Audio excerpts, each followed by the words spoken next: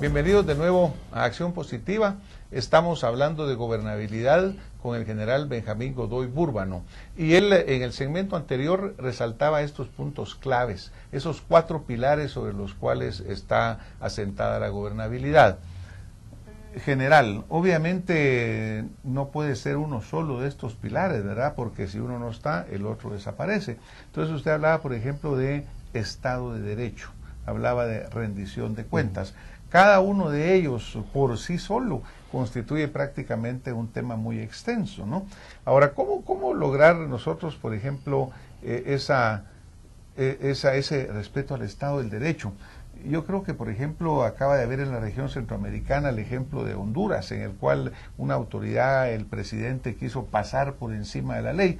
Yo creo que el pueblo hondureño muy valientemente lo rechazó, pero sin embargo aquí en Guatemala vemos que todos los días se está violando ese Estado de Derecho por nuestras más altas autoridades. Es que ese es lo que han logrado una clase política fallida, una clase política que casi como que enseñó o cambió la cultura del guatemalteco en el sentido de que acá todo lo malo es bienvenido y todo lo bueno sorprende. Entonces, una de las posibilidades para iniciar una contracultura, la cultura del avivato, dicen los colombianos, aquí decimos esto es chapín, hubo un funcionario internacional que dijo no hay obra sin sobra. Entonces eso ya es parte de la cultura nuestra. Aquí nosotros, y programas como Acción Positiva, deben proponer una contracultura, empezando por el tema de la famosa hora chapina, que es una característica casi del guatemalteco, pero también en el sentido de escoger a sus autoridades. ¿Por qué no, como en otros países, entender que hay perfiles? Y aquel funcionario que ha sido rechazado por sus comunidades, aquel funcionario que no ha tenido una hoja de vida decente, aquel funcionario que incluso en algunos textos, porque no hay que inventar el agua azucarada, empieza diciendo marido de una sola mujer. Y Guatemala, vemos que el no tener esa característica casi como que manda al individuo a ser electo. Interesante, general. Mire, por ejemplo, como decíamos a nuestra audiencia, esto va a ser serie de una temática muy amplia, porque verdaderamente creemos que estamos entrando ya en una fase en la cual tenemos que hablar con claridad, tenemos que hablar con conocimiento y sobre todo tenemos que quitarnos esos miedos que nos han venido acosando y que nos han venido llevando a esta situación. Por ejemplo, cuando usted hablaba de todos estos funcionarios que respetan la ley, ¿verdad? Recientemente hay un expresidente de Guatemala que está siendo sometido a un juicio, pero sin embargo vemos todos los días que los funcionarios actuales pareciera que no se enteraron porque siguen cometiéndose esos actos de corrupción. ¿Cómo podría el pueblo verdaderamente actuar para expresar esta opinión y poner este peso, general? Bueno, una de las maneras es la auditoría social. La auditoría social desde el municipio, donde se exijan cabildos abiertos. ¿Por qué en algunas cabeceras departamentales no se pueden exigir cabildos abiertos? Pues simple y sencillamente porque los alcaldes se niegan a entregar cuentas. A pesar de que deben por ley hacerlo. Por supuesto. Es probablemente solo en las cabeceras municipales más alejadas en el occidente de la República donde se han dado estos casos.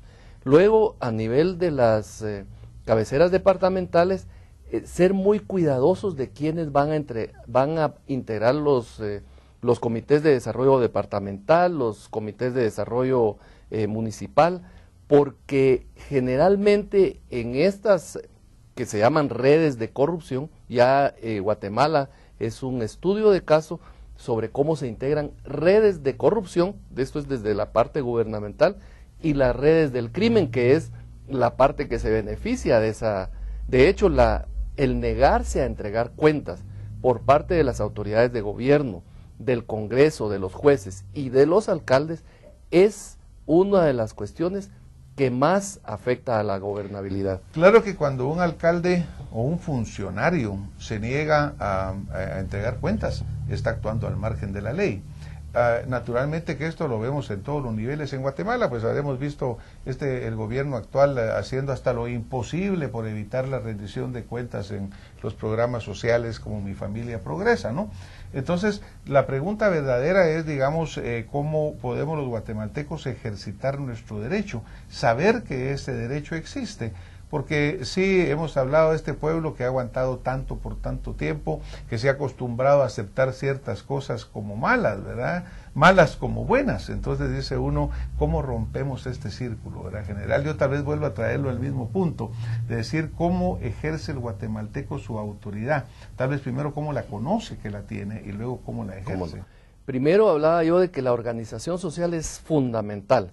Luego tenemos herramientas, las herramientas de la Ley de Acceso a la Información. Recientemente visitaba yo un ministerio, precisamente el ambiente donde ellos están obligados a dar información, estaban matando moscas. Y yo les preguntaba, miren, ¿y cuántos casos han manejado ustedes en el último mes? 0. Quiere decir de que esto no ha sido suficientemente socializado, pero cualquier guatemalteco puede llegar a pedir información. Un ejemplo inmediato, el tema de la famosa tarjeta de prepago para el transporte urbano.